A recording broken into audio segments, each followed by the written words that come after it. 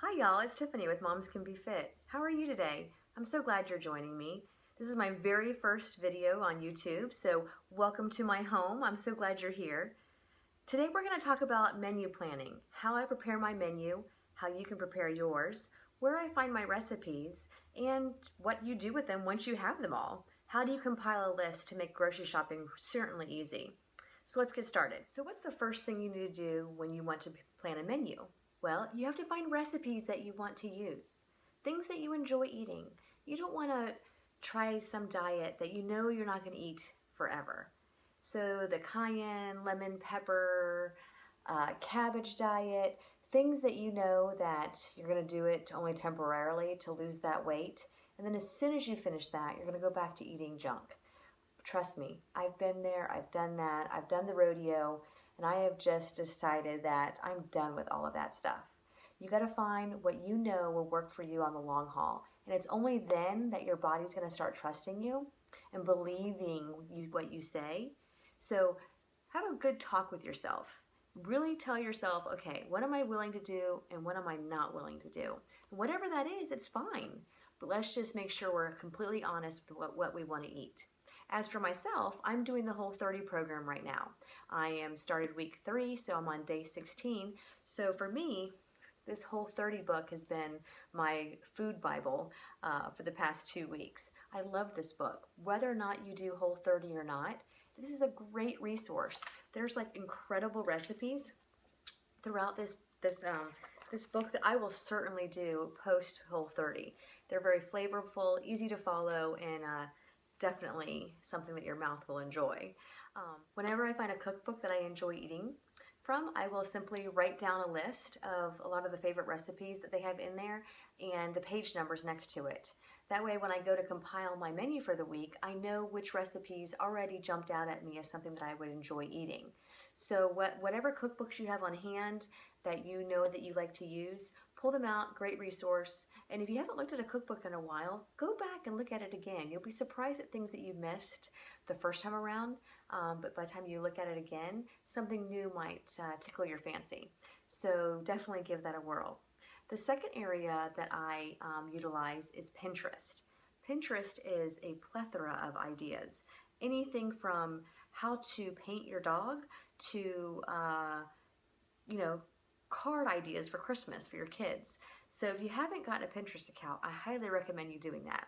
I will list my Pinterest account below, so if you want to follow me along there, you're welcome to see the recipes that I do have pinned.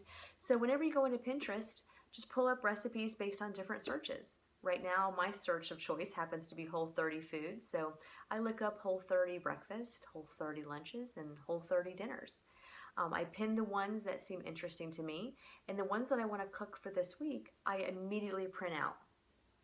So as you can see from here, I have all of these recipes that I am going to be cooking from this week. I print them out, and it makes doing my menu very easy when I have it in front of me and I can see. I don't know, call me old school, but I like having a hard copy. I like reading books. I don't like reading from a Kindle.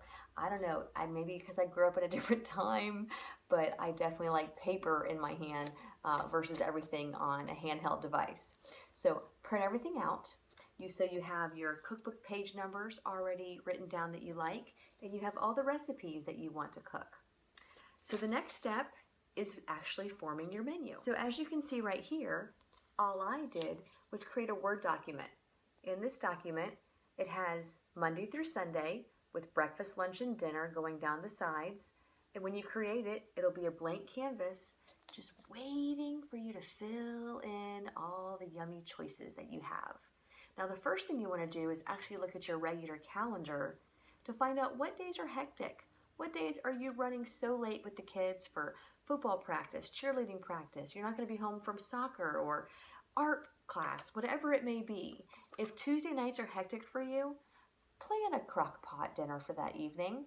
If Saturday you have a date night with your husband, mark that baby down. There is no cooking on Saturday nights. So put everything down that you know is going to be time consuming or a night out for you guys. That way you know what you have to work with. Then I just take all my recipes, take all the recipes from the cookbook, and I just start plugging things in. Okay, We are ready for the final step. You are about done. You have printed your recipes, you've gone through your cookbook, you've formulated your menu. Now let's bring it to fruition. So it's super simple. You take all of your recipes, both the paper copies and your book, and you put them in order. Breakfast, lunch, dinner, Monday, Tuesday, Wednesday, Thursday, Friday, Saturday, Sunday, and so forth. And you simply get out a Word document on your computer, start making a list of what you need from the ingredients list on each recipe. So for example, if you have a recipe that calls for 6 sweet potatoes and 6 ounces of ground beef, you're going to write on your list 6 sweet potatoes, 6 ounces of ground beef.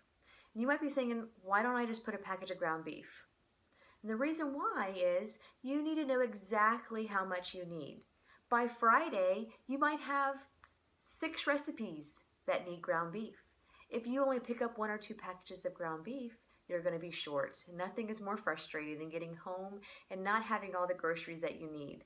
Plus, this is a way to keep from having waste. So it doesn't take too long, and you get in a real quick habit of learning how to do this. So for example, this past week, my first recipe called for 1 sweet potato.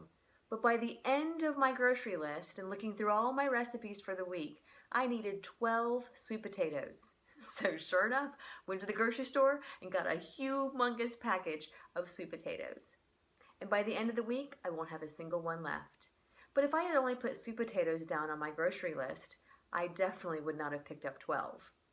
So it's simple as that. Go through your recipe list, mark down the things that you need. Most spices you have on hand, but if you don't, make sure you make note and purchase those spices that you need for a recipe. The spices last a long time and you'll be able to use those quite often down the road. So that's it in a nutshell. I hope you guys have learned something. It wasn't too tough of a process. I usually spend my day a few hours on Saturday preparing my list, but it helps tremendously if I spend just a few hours on Saturday to make sure the rest of my week is super successful. And as I said before, it gets a lot easier over time. The more you do it, the quicker you get at it, and the less you're spending doing it each week. So I hope you've enjoyed this. If you do, please leave a comment or like this. So please subscribe to my page so that you get information right to your computer when I post again. Thanks so much and have a great night.